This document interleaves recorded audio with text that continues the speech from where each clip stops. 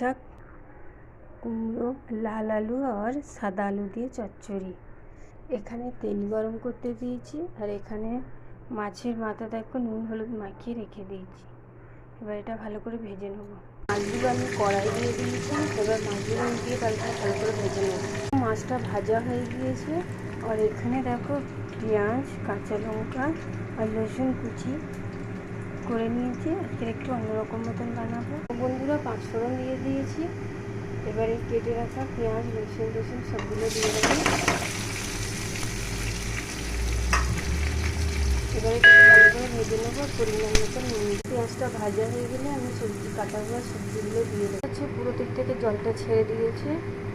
এবার আমি মাছের মাথাগুলো দিয়ে দেবো।